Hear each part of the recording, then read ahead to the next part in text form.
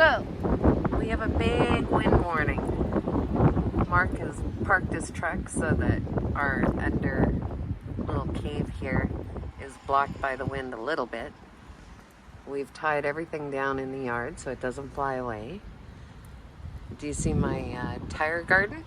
I was thinking of putting some dirt in there and some wildflower seeds. It might even look pretty by summer. And there's a building that's being built. It's got apartments in it. People are gonna live there. Yep. So I'll keep you updated on this big wind forecast. And this is where I'm flipping around. This is where I sit underneath our little fifth wheel awning. I'm not getting wet, it's just windy. Okay, bye.